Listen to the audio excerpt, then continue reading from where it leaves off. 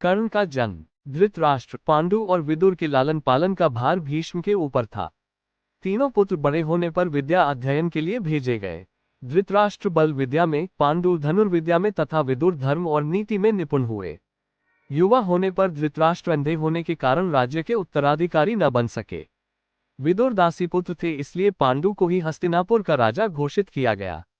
भीष्म ने धृतराष्ट्र का विवाह गांधार की राजकुमारी गांधारी से कर दिया। गांधारी को जब ज्ञात हुआ कि उसका पति अंधा है तो उसने स्वयं अपनी आंखों पर पट्टी बांध ली। उन्हीं दिनों यदुवंशी राजा शूरसेन की पोषित कन्या कुंती जब सयानी हुई तो पिता ने उसे घर आए हुए महात्माओं के सेवा में लगा दिया। पिता के अतिथि गृह में जितने भी साधु महात्मा, ऋषि मुनि आदि आते, कुंती उनकी सेवा मन लगा कर किया करती थी। एक बार वहां दुर्वासा ऋषि आ पहुंचे। कुंती ने उनकी भी मन लगा कर सेवा की।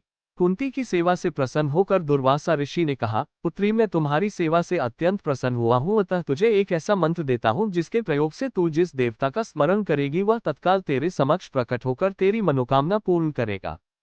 इस प्रकार दुर्वासा ऋषि कुंती को मंत्र प्रदान करके चले गए। एक दिन कुंती ने उस मंत्र की सत्यता की जांच करने के लिए एकांत स्थान पर बैठकर उस मंत्र का जाप करते हुए सूर्यदेव का स्मरण किया। उसी क्षण सूर्यदेव वहां प्रकट होकर बोले, देवी, मुझे बताओ कि तुम मुझसे किस वस्तु की अभिलाषा करती हो। मैं तुम्हारी अभिलाषा अवश्य पूर्ण करूंगा। इस पर कुंती ने कहा, हे देव, मुझे आपसे किसी भी प्रकार की अभिलाषा नहीं है। मैंने तो केवल मंत्र की सत्यता परखने के लिए ही उसका जाप किया है। कुंती के इन वचनों को सुनकर सूर्यदेव बोले, हे कुंती, मेरा आना व्यर्थ नहीं जा सकता। मैं तुम्हें एक अत्यंत पराक्रमी तथा दानशील पुत्र प्रदान करता हूँ। इतना कहकर सूर्यदेव अंतर्ध्यान हो गए। कुंती ने लज्जावश ये बात किसी से नहीं कह सके। समय आने पर उसके गर्भ से कवच कुंडल धारण किए हुए एक पुत्र उत्पन्न हुआ। कुंती ने उसे एक मंजूषा में रखकर रात्रि बेला में गंगा में बहा दिया। वह बालक बहता हुआ उस स्थान पर पहुंचा जहां पर धृतराष्ट्र का सारथी अदित अपने अश्व को गंगा नदी में जल पिला रहा था। उसकी दृष्टि कवच कुंडल धारी शिशु पर पड़ी। अदित निसंतान था, इसलिए उसने बालक को अपने छाती से लगा लिया और घर ले जाकर उसे अपने पुत्र के जैसा पालने लगा। उस बालक के कान अति सुंदर थे, इसलिए उसका नाम कर्ण रखा गया। कर्ण गंगाजी में बहता हुआ जा रहा था कि महाराज धृतराष्ट्र के सारथी अदित और उनकी पत्नी राधा ने उसे देखा और उसे गोद ले लिया और उसका लालन पालन करने लगे। कुमार अवस्था से ही कर्ण की रुचि अपने पिता अदित के समान रथ चलाने की बजाय युद्धकला में अधिक थी। कर्ण और उसके पिता अदित आचार्य द्रोण से मिले, जो कि उस समय युद्धकला के सर्वश्रेष्ठ आचार्यों में से एक थे। द्रोणाचार्य उस समय कुरु राजकुमारों को शिक्षा दिया करते थे। उन्होंने कर्ण को शिक्षा देने से मना कर दिया क्योंकि कर्ण एक सारथी पुत्र था और द्रोण केवल क्षत्रियों को ही शिक्षा दिया करते थे।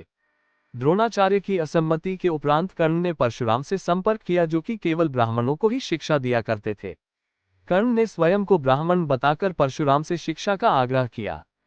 परशुराम ने कर्ण का आग्रह स्वीकार किया और कर्ण को अपने समान ही युद्धकला और धनुर्विद्या में निष्णात किया। कर्ण को उसके गुरु परशुराम और पृथ्वी माता से श्राप मिला था। कर्ण की शिक्षा अपने अंतिम चरण पर थी। एक दोपहर की बात है, गुरु परशुराम कर्ण की जंघा पर सिर रखकर विश्राम कर रहे थे। कुछ देर बाद कहीं से एक बिच्छू आया और उसकी दूसरी जंघा पर काटकर घाव बनाने लगा।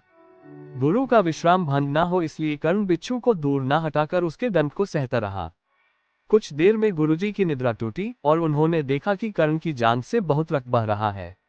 उन्होंने कहा कि केवल किसी क्षत्रिय में ही इतनी सहनशीलता हो सकती है कि वह बिच्छू दंड को सह ले, न कि किसी ब्राह्मण में। और परशुराम जी ने उसे मिथ्या भाषण के कारण श्राप दिया कि जब भी कर्ण को उनकी दी हुई शिक्षा की सर्वाधिक आवश्यकता होगी, उस दिन वह उसके काम नहीं आएगी।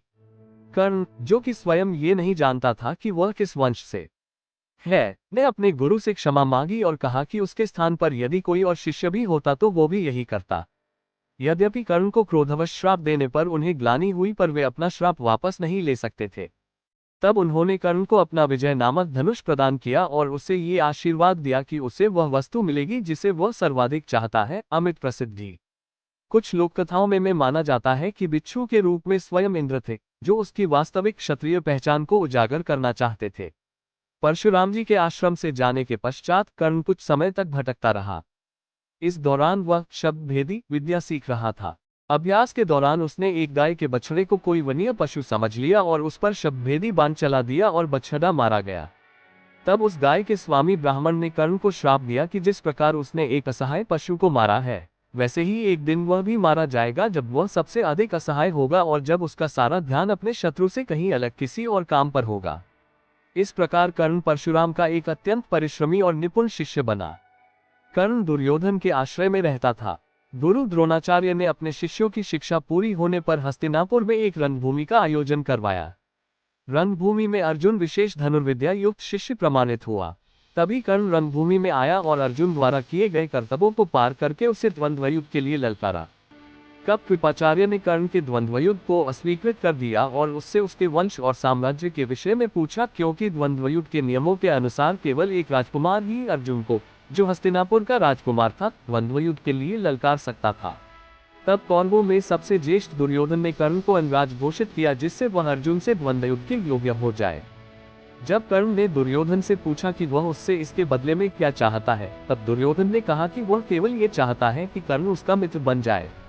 इस घटना के बाद महाभारत के कुछ मुख्य संबंध स्थापित हुए, जैसे दुर्योधन और कर्ण के बीच सुदृढ़ संबंध बने, कर्ण और अर्जुन के बीच तीव्र प्रतिद्वंद्विता और पांडवों तथा कर्ण के बीच वैमनस्य।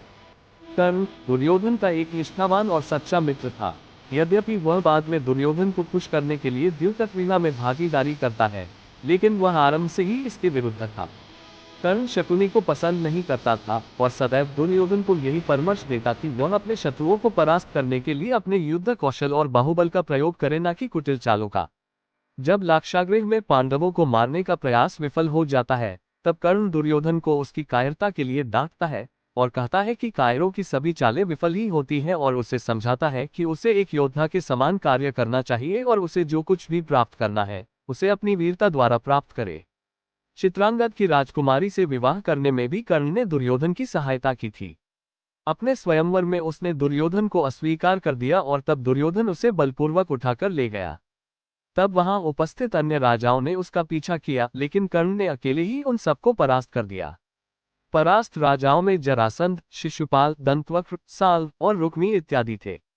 कर्ण की प्रशंसा स्वरूप जरसंध ने कर्ण को मगध का एक भाग दे दिया।